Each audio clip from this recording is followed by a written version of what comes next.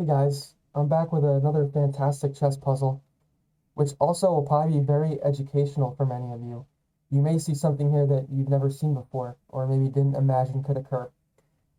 So we have the following position in front of us. We're playing with the white pieces, and it's our turn to move. And I would suggest here pausing the video for a second, gathering your thoughts on the position, and try to figure out who do you think is winning here. And whether you think black or white's winning, why do you think they're winning? What's your reasoning behind that?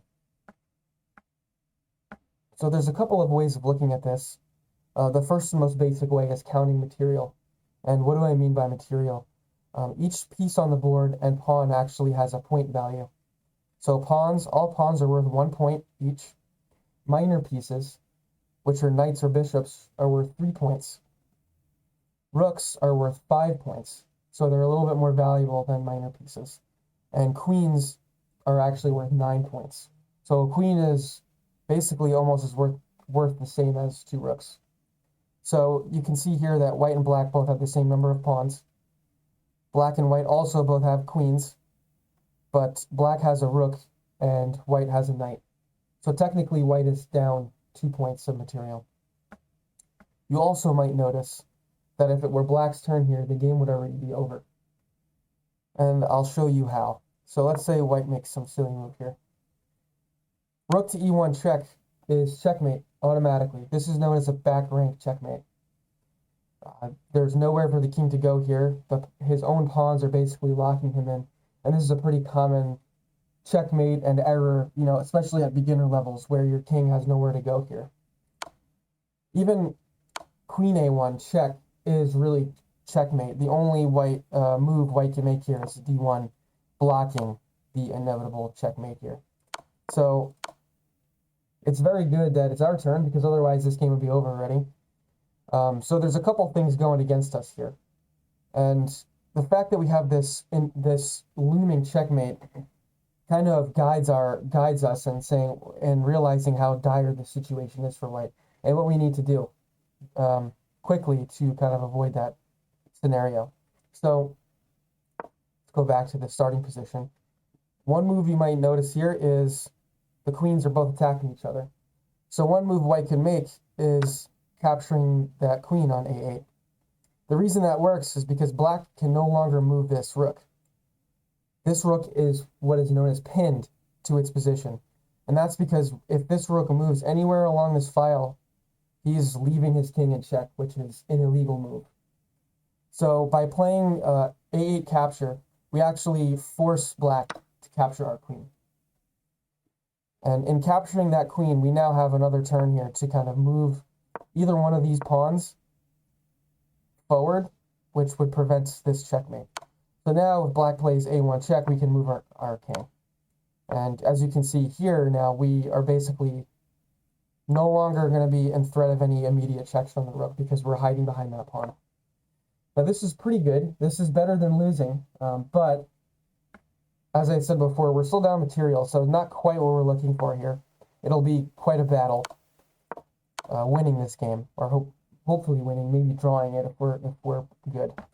So that's one move, not ideal. So what's another move we can look into here? So another move is knight f7 check. So any check requires your opponent to deal with that check before making a move. So they can't simply move their rook or their queen on the next move. It's not allowed. And you'll also notice that neither of these pieces can capture the knight as well. So we have knight f7 check. Where can the black king move? Black king only has one move here. The black king is also trapped by his 2 pawns. So the only move the black king can make is g8. At this point, you might also be noticing now that as soon as we move this knight, the black king will also be in check. And that's because we are x-raying the black king with our queen. So when this knight goes anywhere, any of the following squares, this king is going to be in check. The black also has to respond to that. So where's the best place to move this knight? We can check out d8, that's a possibility. d6 is a possibility. e5 is a possibility. These all run to the same kind of issue here, though, which is the following problem. Wherever we put this knight, yes, the black king is in check. The black king could move, but a better move for black here would be to capture the white queen. So he's capturing the piece that's putting him in check. And at this point, this is just a totally lost position for white. He's down his queen as well now, and there's basically nothing you can do here. So none of these knight moves are good. However, knight to h6 check is a great move. And this is what's known as a double check. You can see that the knight, as well as the queen, are checking the king. And anytime there's a double check, this king here has to move. And that's because since there's two pieces putting him in check, capturing either piece still leaves him in check. And that is not allowed. So this is also great because this black queen cannot capture our queen. So at this point, black only has two legal moves in the game. One of the moves is king to f8 check. And this immediately loses the game for black. And that's because you can follow this up with queen f7 checkmate. The queen is defended by the knight, and so the king can't capture it, and there's nowhere else for the king to go. He's done for. So that's good. So hopefully for black, he doesn't make that move. So his only other move here is h8, going back there. And at this point, one thing that white might notice is that we can continuously play these knight moves over and over again, and there's nothing black can do about it. And this would lead to basically a drawn position in chess. So whenever both players make the same move 3 times in a row, it's a drawn game. So this is also good for white to know. It's good for us to know we can do this if we don't see anything else. We thought we were losing before, and now we can basically force a drawn position, a drawn game, which is good, but not really what we want either. This is a great puzzle, and we're trying to win it, so let's see if we can win. Is there any way that we can see the checkmate the black king from this position?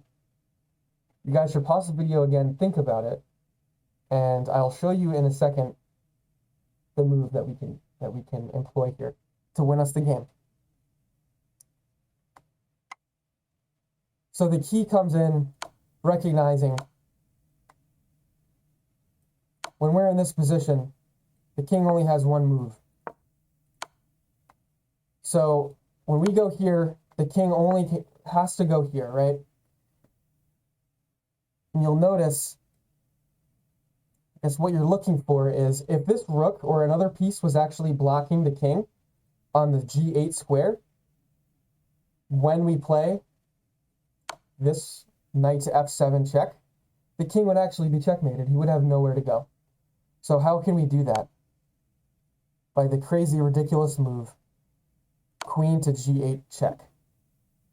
The king can still not capture this piece because the knight is defending this piece still. So black is required, only legal move is recaptures on g8.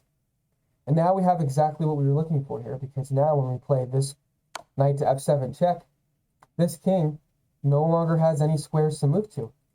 He's actually trapped. And this is what's known as a smothered checkmate in chess. And you can only do a smothered checkmate with a knight, and the king has to be totally blocked in by his own pieces. And this is pretty rare, but pretty awesome when you get it. So I threw some new terms at you guys today.